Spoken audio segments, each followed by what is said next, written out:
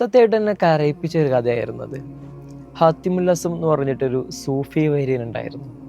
ഹജ്ജിന് പോകണം എന്നതായിരുന്നു അദ്ദേഹത്തിൻ്റെ വലിയ ആഗ്രഹം. അങ്ങനെ ഒരു ദിവസം അദ്ദേഹം തൻ്റെ ഭാര്യയെയും മക്കളെയൊക്കെ വിളിച്ചിട്ട് പറയുന്നുണ്ട്, എനിക്ക് ഹജ്ജിന് പോകണം എന്നതാണ് എൻ്റെ വലിയൊരു സ്വപ്നം. പക്ഷേ ആ പോകുന്ന സമയത്ത് നിങ്ങൾക്ക് ഭക്ഷണത്തിനും ചെലവിനൊന്നും തരാൻ എൻ്റെ കയ്യിൽ വലിയ പൈസയൊന്നുമില്ല. അപ്പോൾ ഞാൻ എന്താണ് ചെയ്യേണ്ടത്? ഉടനടി ഭാര്യ മറുപടി പറയുന്നുണ്ട്, എങ്കിൽ ഇപ്പോൾ പോകണ്ട, പൈസയൊക്കെ ആയിട്ട് പോയാൽ മതി. അത് അയാൾക്കൊരു വിഷമായി. അപ്പോഴാണ് അയാളുടെ ചെറിയൊരു മകൾ അദ്ദേഹത്തിൻ്റെ അടുത്തേക്ക് വന്നിട്ട് പറയുന്നുണ്ട്, ഉപ്പ ഈ വർഷം തന്നെ ഹജ്ജിന് പോകണം.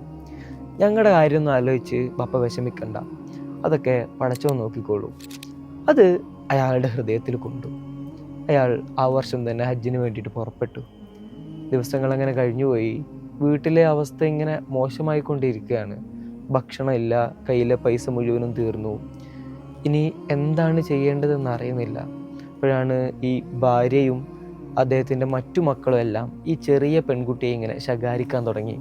നിൻ്റെ ഒറ്റ വാക്ക് കേട്ടിട്ടാണ് ബാപ്പ ഹജ്ജിന് പോയത്, എന്നിട്ടിപ്പോൾ എന്തായി?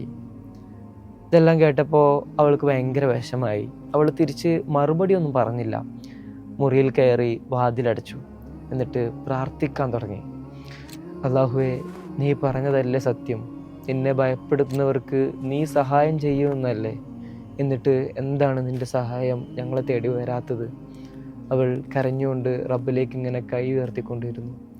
പെട്ടെന്നാണ് അവളുടെ വീടിൻ്റെ വാതിലിൽ ആരോ വന്ന് മുട്ടുന്നത്. അവൾ ഓടിച്ചെന്നിട്ട് വാതിൽ തുറന്നു.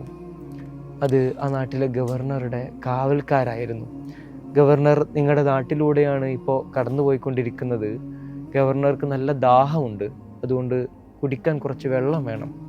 അവൾ പെട്ടെന്ന് തന്നെ വീടിൻ്റെ അകത്തേക്ക് ഓടി നല്ലൊരു പാത്രത്തിൽ വെള്ളമൊക്കെ എടുത്തിട്ട് തിരിച്ചു വന്നു. അത് ഗവർണർക്ക് കൊടുത്തു.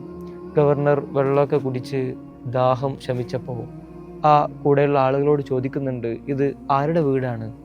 അവിടെ കൂടിയ ആളുകൾ പറയുന്നു, ഇത് ഹാത്തിമുൽ അസം. ഓ, ആ മഹാന്റെ വീടാണോ ഇത്? എങ്കിൽ എനിക്ക് അദ്ദേഹത്തെ ഒന്ന് കാണണം, ഒരു സലാം പറയണം.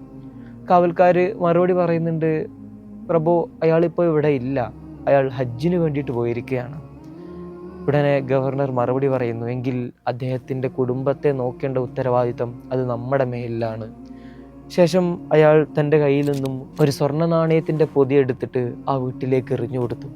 ശേഷം അവിടെ കൂടിയ ആളുകളോട് അദ്ദേഹം പറയുന്നുണ്ട്, എന്നെ ഇഷ്ടപ്പെടുന്നവരെല്ലാം ഞാനിപ്പോൾ ചെയ്തതുപോലെ ചെയ്യണം. ഉടനടി അവിടെ കൂടിയ ആളുകൾ മുഴുവനും അവരുടെ കയ്യിലുള്ള സ്വർണ്ണ നാണയങ്ങൾ